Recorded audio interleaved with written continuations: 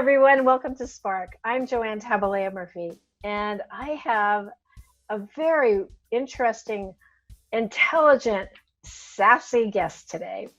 Her name is Pepper Miller. Pepper Miller is a thought leader, speaker, an award winning market researcher. She's an author and so much more. We are so thrilled to have her, but I'm going to let Pepper tell you a little bit about herself. So Pepper, will you introduce yourself for me? Thank you. Thank you so much, Joanne, for having me. You're right. I am a market researcher, thought leader, and I help large corporations, primarily large corporations and nonprofits, better understand and engage Black America so that they can have loyal customers. And a positive bottom line, I usually add that too. If you have loyal customers, you're likely to have a positive bottom line.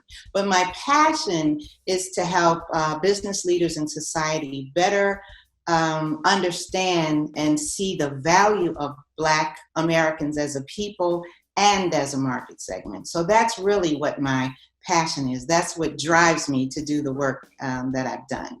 I've written a couple of books as a part of that because everything that we do is about adding value. The time that I'm spending with you today, and thank you so much for inviting me, you and Bill Amata, is about adding value to the segment, the books that I write, the blogs that we do, the infographics that we do, the snapshots that we send out, the reports that we do. It's all about adding value. So I'm very, very passionate about that. Also, you have mentioned before the difference. The big question that you've been asked by companies is Black people, African American people. Which one do we use?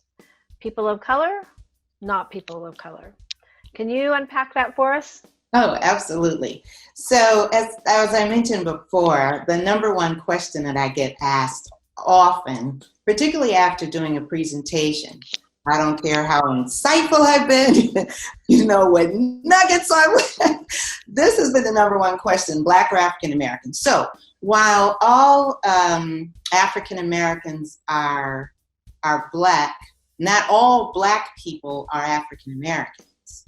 All African Americans are Black by race, I should qualify that, but not all Black people are African Americans. So, because we have the Black immigrants from Africa and from the Caribbean, and they prefer to be called Black.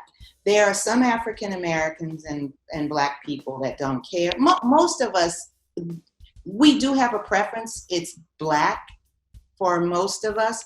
We don't get bent out of shape if you call us African American. There is this new standard, if you will, for Black. The millennials are into this woke movement ever since the murder of Trayvon Martin, which is where the Black Lives Matter occurred. And so this being unapologetically Black is really sticking today with us. So it doesn't matter if we're African American or Black. The other thing too is they're dropping the hyphen, I think, with African American, Native American. We're in a society of I'm offended. We're in this culture of I'm offended.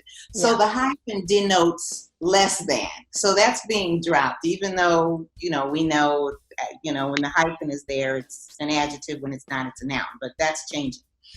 The other thing is people of color. So when identifying Black people, it's best to call us African American or Black if you are identifying and speaking directly to us, not people of color. I am not a people of color. Collectively, African Americans, Latinx, and Asians and Native Americans, collectively we are people of color. Individually, you are not. You are not, Joanne, a people of color. You're Filipino. Bill Amata is Asian. We are. So we have to be careful how we use that as well. For African Americans, when you are interchanging Black for people of color, it homogenizes our culture in a way. It minimizes our struggle because you're bringing in other people, if you're just speaking for us and calling us people of color and not really acknowledging us as Black, it does something there. So we have to be careful about that. It's a new day. We have to understand these things. People of color for the collection, Black or African American for Black people. Preference, though, is Black. My question to you is, what do you think about, becoming aware is one thing, talking is one thing, but what about action? Yeah. So tell to me about your feelings about that. And that's been I love the Melody Hobson Tech Talk, Color Brave and Not Color Blind, because that is too about adding some action. And right today, following or in the midst of the George Floyd movement, there is this knee-jerk reaction, I think, from a lot of corporations. So we saw the media flooded, and social media in particular, flooded with ads. We stand with Black Lives Matter. We stand with Black people. It was interesting because many of the same companies were anti-Black Lives Matter, all lives matter. And that's not what we were saying. And I can't even tell you how horrible that response is. Again, it just, homogenizes what we're trying to do, all the things that we've been through. All lives matter, absolutely does matter. So, we're petitioning to people to be thoughtful about how they move forward, especially larger brands, to not just write a check, which is one of the things that they've been doing as a knee-jerk reaction, is going through their philanthropic bucket, taking out some money and throwing it at the Black community, and then just going on. So I petition people to go back and look at that list that I talked about earlier, to understand our history and culture and differences, to not make this a knee-jerk reaction. What's happening too is that there are a lot of activists, there are a lot of people in the Black marketing community who are organizing themselves to hold a lot of brands accountable. That is so real. We saw the ANA come out with this manifesto of sorts that had all these signatures of these large corporations saying that they stand behind the Black community. They're going to be investing more in Black media and research. They said, well, they didn't say Black, they said ethnic or multicultural segments. But companies, groups are organizing themselves with report cards and scorecards. And I got a call from senior executives last Friday, and I see they've scheduled another call to organize ourselves to hold these brands accountable. It's a new day. It's a little different. So if you're going to be held accountable, you've got to think about metrics and, insights and metrics and key performance indicators. And one person even mentioned tying the key performance indicators to your job.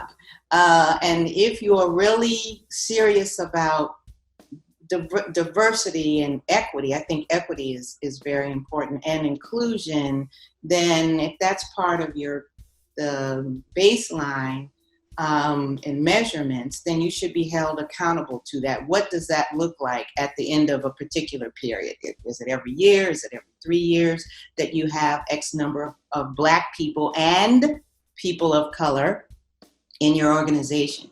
So I'm happy to hear many companies coming out, and I'm happy that they're making contributions, but know that we are watching. We are watching, and we are holding you accountable. Well, you just demonstrated what a great leader you are. Thank you, Pepper, for sharing your wisdom. Thank you. To the audience, thank you for listening. Don't forget to follow me, Joanne Tabalea Murphy, on Twitter and LinkedIn for the latest Spark updates. And again, Pepper, thank you for sharing your spark. Joanne.